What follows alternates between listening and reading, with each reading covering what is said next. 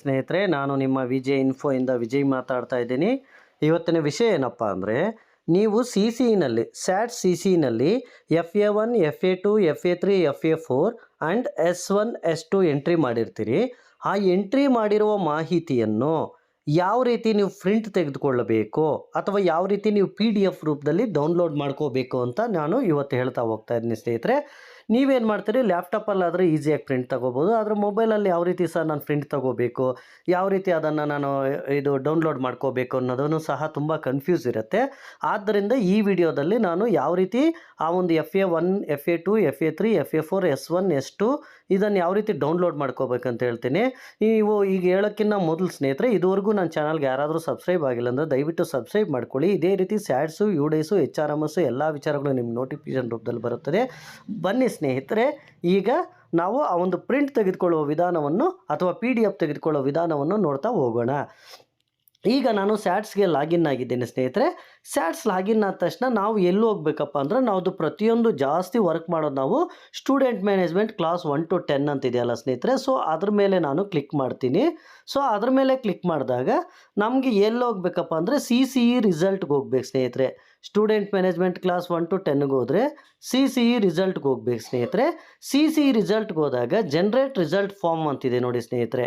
ಈ ಒಂದು generate result form ಮೇಲೆ ಕ್ಲಿಕ್ ಮಾಡಬೇಕಾಗತ್ತೆ ನಾವು. ಜನ್ರೇಟ್ ಫಾರ್ಮ್ ರಿಸಲ್ಟ್ ಫಾರ್ಮ್ ಮೇಲೆ ಕ್ಲಿಕ್ ಮಾಡಿದೆ. ಸೊ ಕ್ಲಿಕ್ ಮಾಡಿದಾಗ ಈ ರೀತಿ ಕೆಲವು ಆಪ್ಷನ್ಸು ನಮಗೆ ಓಪನ್ ಆಗಿದೆ. ಸೊ ಈ ಒಂದು ಆಪ್ಷನ್ಸಲ್ಲಿ ನಾವೇನು ಮಾಡಬೇಕು, ಇಲ್ಲಿ ವರ್ಷ ಇದೆ, ಸ್ಟ್ಯಾಂಡರ್ಡ್. ಫಾರ್ ಎಕ್ಸಾಂಪಲ್ ನಾವು ಯಾವುದೋ ಒಂದು 5th ಸ್ಟ್ಯಾಂಡರ್ಡು ಯಾವುದೋ ಒಂದು ತೆಗೆದುಕೊತೀನಿ. ನಾನು ಯಾವುದಾದ್ರೂ ಉದಾಹರಣೆಗೆ ಒಂದು ಮಾಡಿ ತೋರಿಸ್ತೀನಿ ಸ್ನೇಹಿತರೆ. 5th ಸ್ಟ್ಯಾಂಡರ್ಡನ್ನು ಆಯ್ಕೆ ಮಾಡ್ಕೊತಾ ಇದ್ದೀನಿ. ಮೀಡಿಯಮ್, ಯಾವ ಮೀಡಿಯಮ್, ಕನ್ನಡ ಮೀಡಿಯಮ್ ಅಂತ ಆಯ್ಕೆ ಮಾಡ್ಕೋಬೇಕು. ನೆಕ್ಸ್ಟು ಎಕ್ಸಾಮ್, ಯಾವ ಎಕ್ಸಾಮು, ಇದರಲ್ಲಿ FA1 ಯಾವುದು, FA2 ಅಂದರೆ ಸಪ್ರೇಟಾಗಿ ಡೌನ್ಲೋಡ್ ಮಾಡ್ಕೋಬೇಕು ಸ್ನೇಹಿತರೆ. FA1 ಬೇಕಾದರೆ FA1 ಮೇಲೆ ಕ್ಲಿಕ್ ಮಾಡಿ, FA2 ಬೇಕಾದರೆ FA2 ಮೇಲೆ ಕ್ಲಿಕ್ ಮಾಡಿ, FA3 ಬೇಕಾದರೆ FA3 ಮೇಲೆ ಕ್ಲಿಕ್ ಮಾಡಿ. ಯಾವುದು ಬೇಕೋ ಅದು ಸಪ್ರೇಟಾಗಿ ಡೌನ್ಲೋಡ್ ಮಾಡ್ಕೋಬೋದು ಸ್ನೇಹಿತರೆ. ಸೊ ನಾನು ಈಗ ನಾನೇನು ಮಾಡ್ತೀನಿ ಅಂದರೆ FA4ನ ಫಾರ್ ಎಕ್ಸಾಂಪಲ್ FA4 ನಾನು ಪ್ರಿಂಟ್ ತಗೊಳ್ಳೋಕ್ಕೆ ಇಷ್ಟಪಡ್ತೇನೆ. ಸೊ ಗ್ರೂಪು, ಯಾವ ಗ್ರೂಪ್ ಅಂತ, ಸೊ ಈ ಗ್ರೂಪ್ ಆಯ್ಕೆ ಮಾಡಿಕೊಂಡು ಸರ್ಚ್ ಕೊಡೋಣ ಸ್ನೇಹಿತರೆ. ಸರ್ಚ್ ಕೊಟ್ಟಾಗ ಈ ರೀತಿ ನಮ್ಗೆ ನೆಕ್ಸ್ಟ್ ಒಂದು ಪೇಜ್ ಓಪನ್ ಆಗುತ್ತೆ ನೋಡಿ ಸ್ನೇಹಿತರೆ. ನಾನು ಎಂಟ್ರಿ ಮಾಡಿರೋ ಡೀಟೇಲ್ಸ್ ಎಲ್ಲ ಬಂತು ಮಕ್ಕಳದು. ಸೊ ಇಲ್ಲಿ ನಾವೇನು ಮಾಡಬೇಕಪ್ಪ ಅಂದರೆ, ಇಲ್ಲಿ ಸರ್ಚು ಪ್ರಿಂಟು ರೀಸೆಟ್ ಅಂತಿದೆ ನೋಡಿ ಸ್ನೇಹಿತರೆ. ಸೊ ನಾವಿಲ್ಲೇನು ಮಾಡಬೇಕು, ಪ್ರಿಂಟ್ ಮೇಲೆ ಕ್ಲಿಕ್ ಮಾಡಬೇಕು ಸ್ನೇಹಿತರೆ. ಪ್ರಿಂಟ್ ಮೇಲೆ ಕ್ಲಿಕ್ ಮಾಡಿದಾಗ ಮತ್ತೆ ಇಲ್ಲಿ ಯಾವ ಎಕ್ಸಾಮ್ ಅಂತ ಕೇಳುತ್ತೆ. ಸೊ ನಾವಿಲ್ಲಿ FA4 ಅಂತ ಹಾಕ್ತಾಯಿದ್ದೀನಿ. ಸೊ ಪ್ರಿಂಟ್ ಅಂತ ಕೊಟ್ಟಾಗ ನೋಡಿ ಸ್ನೇಹಿತರೆ, ಡೌನ್ಲೋಡಿಂಗ್ ಫೈಲ್ ಅಂತ ಬಂತು. ಈ ರೀತಿ ನೀವೇನು ಮಾಡಬೇಕು, ಸಪ್ರೇಟಾಗಿ ಪ್ರತಿಯೊಂದನ್ನು ಪ್ರಿಂಟ್ ತೆಗೆದುಕೊಳ್ಬೇಕಾಗತ್ತೆ ಸ್ನೇಹಿತರೆ.